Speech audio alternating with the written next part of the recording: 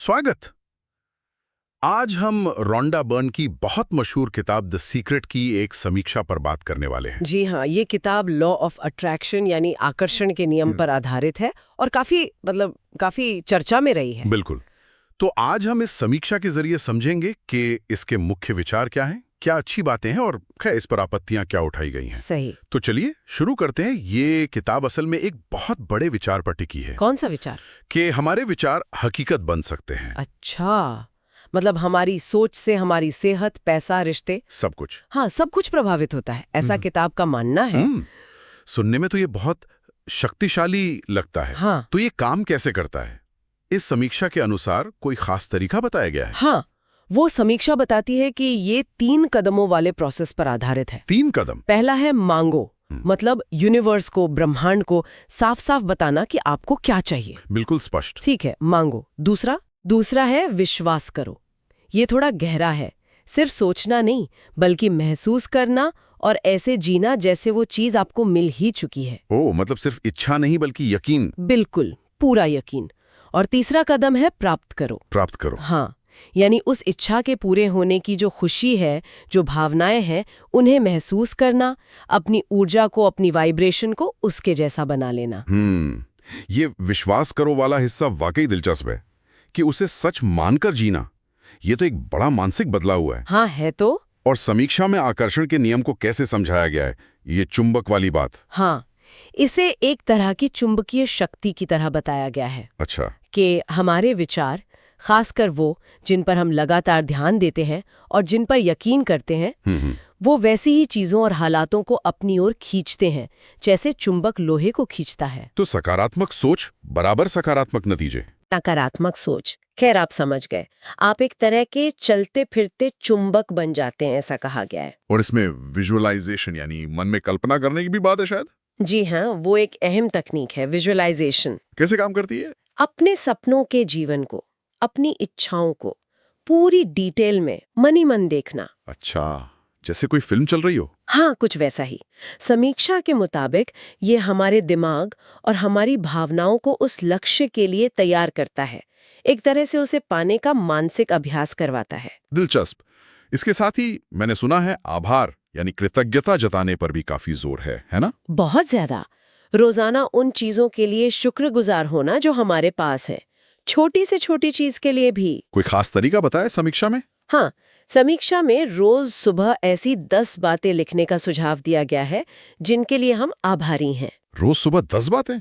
माना जाता है कि इससे हमारी ऊर्जा, हमारी वाइब्रेशन सकारात्मक होती है और फिर हम और अच्छी चीजें आकर्षित करते हैं। तो ये सब सकारात्मकता पर, पॉजिटिविटी पर बहुत केंद्रित है। तो क्या नकारात्मक शब्दों से बचने की भी सलाह है? जी हाँ, बिल्कुल।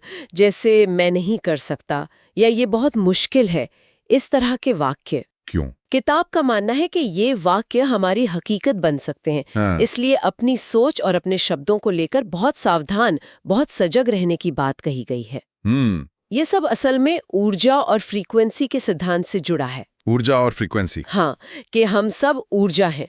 खुशी, प्यार जैसी भावनाएं उच्च फ्रीक्वेंसी पर होती हैं। डर, चिंता, गुस्सा, ये सब निम्न फ्रीक्वेंसी पर। तो अपनी फ्रीक्वेंसी बेहतर करो तो बेहतर अनुभव आकर्षित होंगे। बिल्कुल, यही मूल आइडिया है। किताब में कुछ पंक्तियां भी हैं जो काफी असरदार लगती हैं। जैसे मैंने पढ़ा था, आपके विचार चीजें बन जाते हैं। हाँ, और आप अपने जीवन के शिल्पकार हैं। ये सुनने में वाकई बड़ा सशक्त महसूस कराती हैं, एम्पावरिंग लगता है। सही कहा, ये सशक्तिकरण का भाव देती हैं। लेकिन यहीं पर समीक्षा कुछ आलोचनाओं का भी जिक्र करती है। हाँ, वो जानना भी जरूरी है। क्या आलोचना है? एक बड़ी आलोचना यह है कि ये गरीबी या गंभीर बीमारी जैसी जो जटिल समस्याएं हैं, उन्हें जरूरत से ज्यादा सरल बना देती है।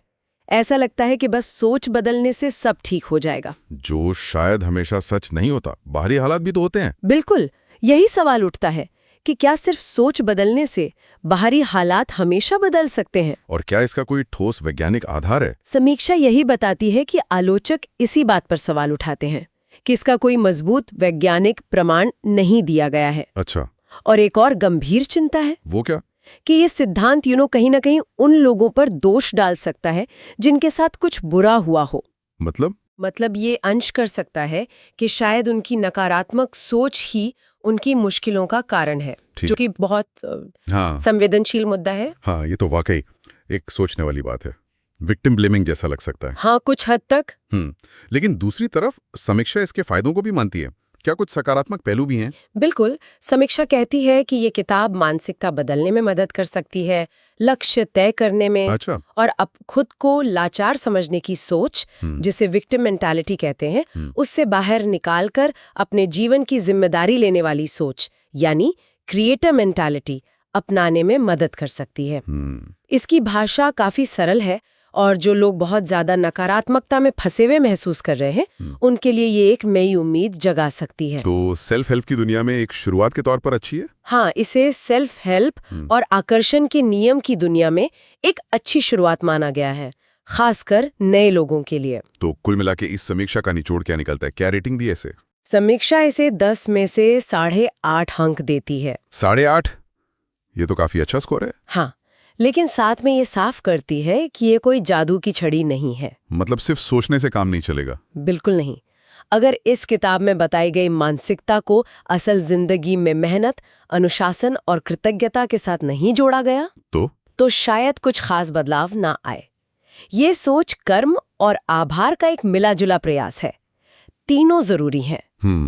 ये एक संतुलित नजरिया है। सोच के साथ एक्शन भी चाहिए। बिल्कुल। तो अंत में एक सवाल सोचने के लिए छोड़ जाते हैं हम सबके लिए। जरूर। अगर हमारे विचार सच में इतने शक्तिशाली हैं, जैसे ये किताब कहती है, तो हम दिन भर अपने मन में आने वाले हजारों छोटे बड़े ख्यालों के प्रति कितने जागरूक हैं?